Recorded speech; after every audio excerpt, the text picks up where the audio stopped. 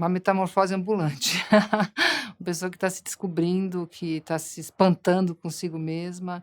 Eu tenho uma tentativa de um tempo para cá, que é uma filosofia de vida que é assim: não vá dormir brigada consigo mesma. Uma psicanalista que trabalha com as pessoas e que tenta não ficar muito pegando no próprio pé.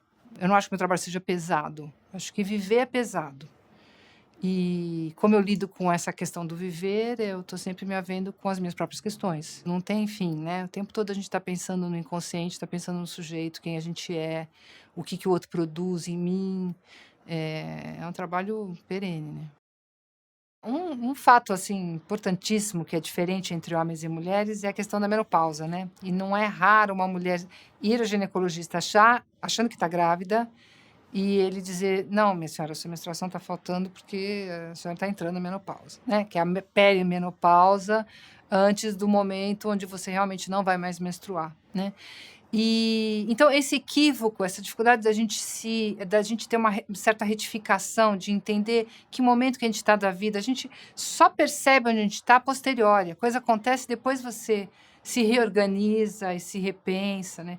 E para a mulher, o fim do período reprodutivo, que se passa no corpo dela, porque é claro que para o homem é diferente, porque ele continua fértil mais tempo e ele não tem experiência reprodutiva no próprio corpo, é uma marca fundamental do envelhecimento e da perda de um poder, mesmo que ela nunca mais pensasse em ter filhos, mesmo que ela nunca tenha tido filhos, é algo que se perde e que prenuncia outras perdas.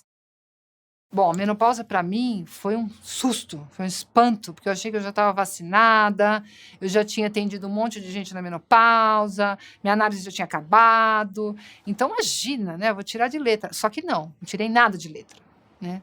Fiquei muito triste. Eu não me conformava, eu fiquei lutando com o meu corpo. Esse que foi o mais sofrido até eu conseguir fazer essa virada, entendeu?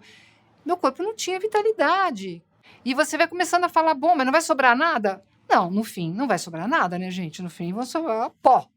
Do pó para o pó. Ok. Só que até lá, enquanto isso, a gente tem que aproveitar da melhor maneira possível. Então, para mim, foi muito difícil, até porque eu sou uma pessoa com muita vitalidade, muita energia, muito entusiasmo, e me vi com um corpo que não correspondia, nem esteticamente e nem na parte vital, né?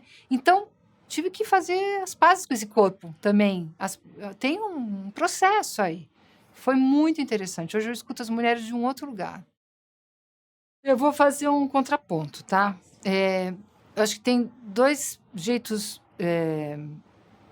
problemáticos da gente pensar a menopausa. Um no qual a gente não vamos falar sobre isso. É vexatório, vamos fingir que isso não existe.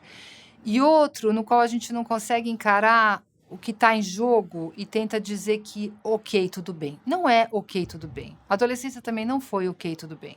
São fases de crise, são crises maturativas, ou seja, são crises não patológicas, não é uma doença. No entanto, elas obrigam o aparelho psíquico, obrigam a subjetividade a trabalhar muito. Então, nesse sentido, tem um caráter um tanto de excesso. Envolve sofrimento, sim. Envolve sofrimento porque você tem que fazer uma série de reavaliações, tem uma série de perdas corporais, tem ajustes a serem feitos, assim como a adolescência também. Só que a adolescência tem uma promessa de vida pela frente e a menopausa se trata de você poder perceber: olha, está na hora de aproveitar, porque não vai durar para sempre e as escolhas agora cada vez custam mais. Então é quando você começa a perceber que você não tem mais todo o tempo do mundo, que às vezes o adolescente se perde, né? Eu vou poder escolher tudo e não escolhe nada, eu tenho todo o tempo do mundo. Não tem.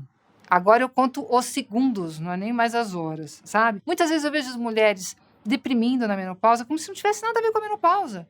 Escuta, você está na menopausa, está acontecendo alguma coisa. A mesma coisa que o adolescente deprimir, a gente não pôr na conta que ele é um adolescente e que a adolescência é crise, é transformação do corpo. A menopausa também. E aí tem uma diferença, porque os homens eles vão chegar exatamente no mesmo lugar que as mulheres em termos de envelhecimento, mas eles não têm esse degrau. Então a gente vive tudo de um jeito agudo. E isso pode ser demais para a elaboração psíquica. O homem vive isso de um jeito crônico.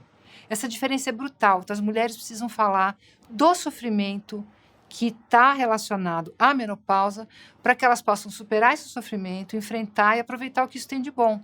Mas a gente não pode nem fingir que é uma festa, tipo, porque a adolescência também não foi uma festa, né? E a gente tem que encarar que ela é uma inversão, é a hora de ver cada minuto conta. Uma coisa importante da gente lembrar na menopausa é que, para a psicanálise, não tem mente e corpo. Não tem o corpo e a cabeça. As coisas vão juntas. A gente adoece junto. Se adoece psiquicamente, você perde vitalidade, né? Quando você está triste, todas as suas células estão tristes. Então, o psiquismo é a bucha de canhão para a gente não adoecer. É aquilo que tenta segurar o adoecimento do corpo, né? E o corpo, por sua vez, também bem tratado, como ele merece, também traz vitalidade psíquica. Então, as coisas acontecem juntas. E eu acho que a grande retificação é você parar de se comparar com o que veio antes. Porque você tem 30, você quer ter o corpinho de 20. Você tem 40, você quer ter o corpinho de 30. Tem sempre algo que você se remete a um antes. E eu acho que chega uma hora que o ideal é você falar, bom, é hoje, é o que temos para hoje. O que é o melhor que eu posso ser e viver hoje?